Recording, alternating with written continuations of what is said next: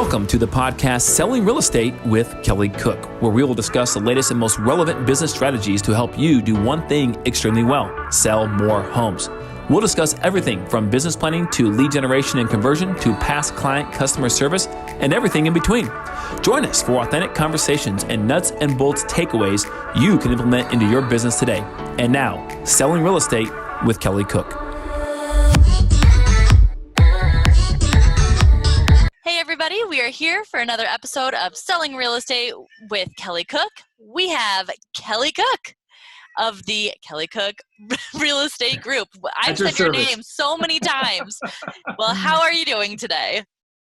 Good. It's okay, Elizabeth. It just kind of rolls off the tongue anyways, right? So it's one of those names. It's a beautiful name. I love to repeat it millions and millions of times. So perfect. We are here awesome. And we are still kind of talking about what's still on everybody's mind, and that is the coronavirus, the COVID-19 situation. I know that we are all getting so tired of being cooped up inside right now. Some states are reopening, some are staying shut down, but it is still the most relevant topic out there. And I know that we've kind of talked about some different things, but one thing that we want to touch on today is what you as an agent should be doing right now. This is kind of put us all to look at our businesses in a new light, maybe reevaluate some things. So I know that Kelly's got some great tips for things that every agent really should be doing right now for their business to succeed now and in the future, right? Yeah, exactly. Now, I do actually. I do. I mean, first of all, let me just say is hope. Hope is not a strategy. Okay, number one. All right. And I'm fortunate to be in. I met some of you guys fly different flags, right, with brokerages. Obviously we're under the Keller Williams umbrella, and over time we were finally invited into Gary Keller's private mastermind. So we meet several times a year, and we just had one virtually last week. And some very, very bright minds are in that group, way smarter than me, and it's great to be able to mastermind with them and pick their brain. And of course, Gary facilitates, and he's not too shabby himself. But a couple things, guys, as some notes to take away from that are good things you could be doing now in today's economy when you have some states, like you said, ready to reopen or actually already have, and other states getting ready to reopen. A couple things, where, even though they're reopening, great news, awesome, but will there be a lingering effect, right? The answer is unequivocally yes. The question just is to what extent, right? So here's a couple notes here. For perspective, the U.S. economy in 2018 was $20.5 trillion, okay? In 2019, it was expected to clock in right around 21 trillion. And in 2020, it was expected to go up another trillion to 22 trillion, okay? That's the extent of the U.S. economy. If you divide it by 12, okay, you get $1.7 trillion a month, which is 65 to 70% of that, by the way, is consumer goods and services sold. See where I'm going with this? All right. The rest is government and business-to-business spending. So, if you want to keep that economy on life support, how much money you get to pump into it? Well, if you're 1.7 trillion a month to keep the economy moving, right, then you got to do that to keep it moving for as many months that we're shut down. So we're looking at 2 months here really soon. I mean, just right around the corner here, right? Well, 1.7 is 3.4 times 2, right? $3.4 trillion. How much money has the federal government already pumped into the economy? 3 trillion approximately right now, right? So we're still underserved in about 2 or 3 days here, and where we need to be to keep the U.S. economy humming, okay? The Federal Reserve, the U.S. government, et cetera, can only do this for so long, right? So as you can see, that's why it's very important to get this economy restarted and back open again.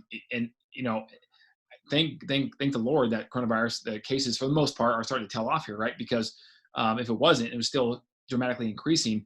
Not sure what we do at that point, right? Because you can only have so much money you can pump into the economy, and yet to keep it going, you're at 1.7 trillion a month. Okay, so just some perspective there. Interesting. You have unemployment that is at 15 million. There we go. At this point, right? That's a lot. Now, the last time the economy actually went to 20 million unemployed was the Great Depression, 1920s, right? not the Great Recession, Great Depression, right? So a long time ago. If it gets to 20 million, you could be looking at something like that, coming to rear its ugly head several months down the road here. So say all that, I want to start with the doom and gloom first, right? Because at the end of the day, that's still not guaranteed to make sure that we're not guaranteed to be in a depression, right? We easily could come out of this, not easily, but we could come out of this, right? Pretty quick. It just depends on how fast the economy reopens, the numbers of coronavirus cases staying down, and so on and so forth. Real estate wise, what's that mean for you? Well, a couple of things. Number one, hope is not a strategy. Number one, if a lot of you guys who have a pipeline and a consistent business probably had a pretty decent, like we did, pretty decent April. Why? Because those contracts were written in February and March, right? And even May's potentially going to be okay, right, for a lot of agents out there. But obviously come June, July, August, it could be a little more rougher for the real estate industry, for the people like us who, because of the sales cycle of getting someone buying a house, closing on it, et cetera, right? The loan, the whole 9 yards. That being said, one trick you could do, and a lot of people are doing, is obviously you want to cut expenses, right? You want to cut expenses as low as you can and run lean right now, double down on your activity, your sweat equity, right? And if you have the ability, if you're making profit right now, you got to look at the lead measures, into the future, because what they're going to be for, and what they're going to turn into in terms of lag measures, right, in 2-3 months from now. Okay, if you have the ability to pay off some things that will be coming up in July, August, September, maybe, just maybe, because you're profitable right now, you pay them off. Just thought, right now, because you're profitable. Because is it possible that maybe in July, August, you're not? It's very much so possible, right? Hopefully not, but it could be. And again, someone else said this here, and it's very smart. Worst case scenario, right? Let's say I'm wrong. Hey, then I'm wrong. Kudos. I got your stuff paid off. Yeah, I got stuff paid off. Got more profit, right? Yep. And if I'm right, you're still good, because you got stuff paid off now when you're profitable. So when you're not, you're going to be fine, right? So think about that stuff, guys. Understand, don't live for the market in the moment, right? Understand there has to be planning that goes into this. I don't care if you're a single agent or not, right? If you're a single agent, you still do the same thing, right? You can look at your pipeline, see what you have, what your closing's like, what your projection's like. How many people are you working with right now that could turn into something in the next 30 days, which then has to close 30 days, 45 days later, et cetera, okay? That sort of thing. So some really good stuff there that I liked. Your mindset matters, okay? Mindset matters about that. But there's 3 main audits, okay, that everyone should be doing right now. So this is what I would write down if I was everybody. Number 1, audit of expenses. We just hit on that, okay? Number 2, audit of the process, okay? Audit of the process. The efficiency audit. How efficient are you with your time? How efficient is your staff with their time? And number 3, the capacity audit, okay? Now what that means is what's the capacity people have to do more, right? Because this is a killer during a crisis, okay? This is a killer during a crisis. You want to shed any excess fat, any excess capacity that you have right now, just because you've always done it that way. Doesn't mean you keep doing it when the market shifts, right? Shed it now, and that capacity goes away.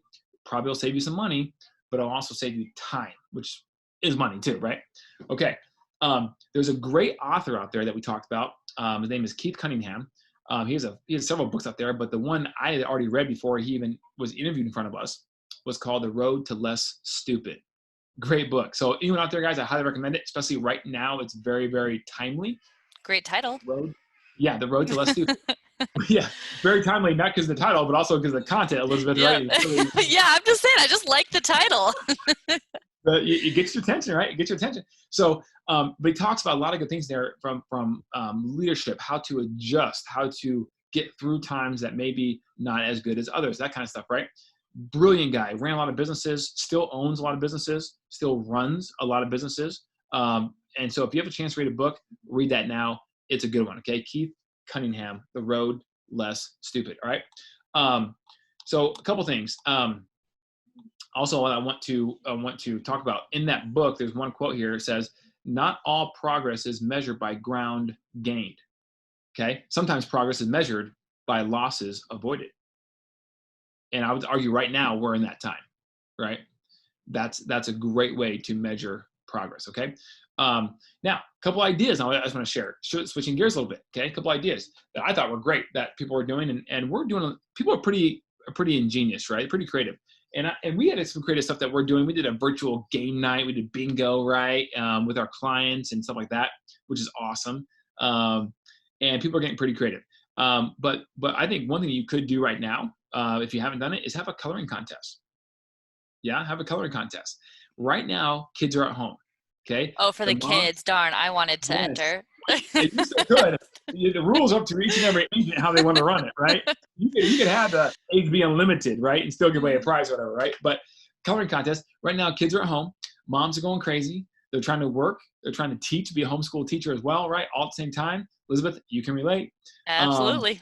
Yeah, I mean, and my wife's doing the same thing. It's nuts, right? And so, what better thing to do to occupy their time so mom can have 5 minutes or 10 minutes, right? If they color inside the lines, to just here you go, color this thing, you guys can make up whatever you want to in the picture, and then you post it on your social media, right? First of all, to get the engagement, then you post it. If they do it, they take a picture of it once they have it colored, have their name, have their age on it because that matters.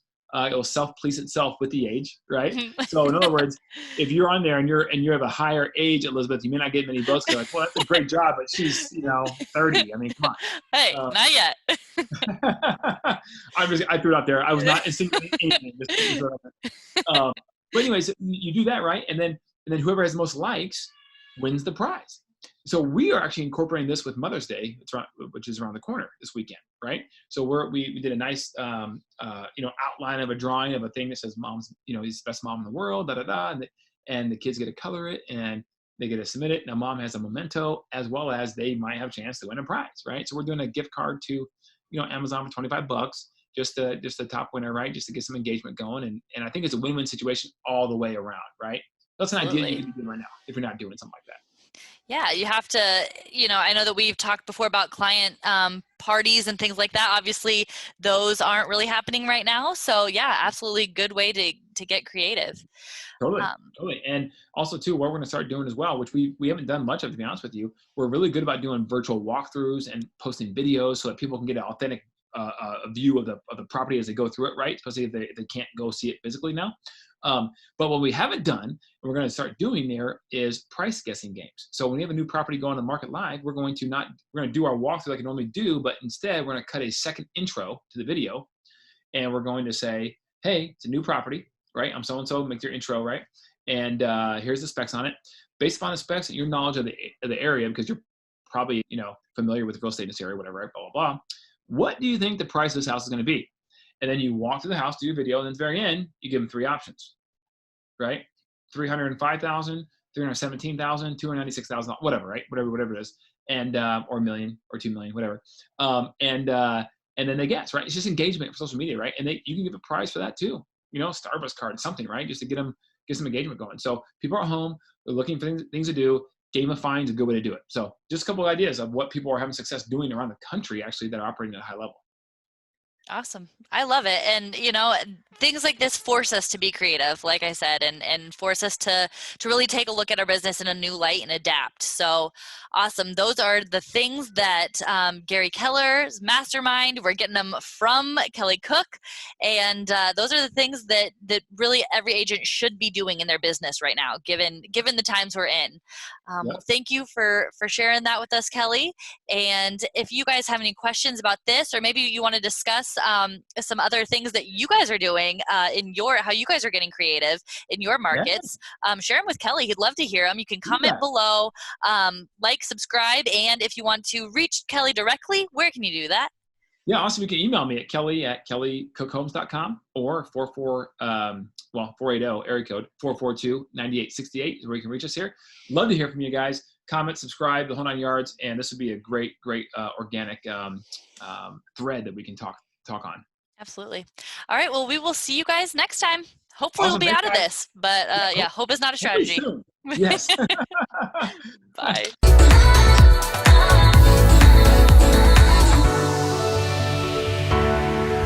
Welcome to the podcast Selling Real Estate with Kelly Cook, where we will discuss the latest and most relevant business strategies to help you do one thing extremely well: sell more homes. We'll discuss everything from business planning to lead generation and conversion to past client customer service and everything in between. Join us for authentic conversations and nuts and bolts takeaways you can implement into your business today. And now, Selling Real Estate with Kelly Cook.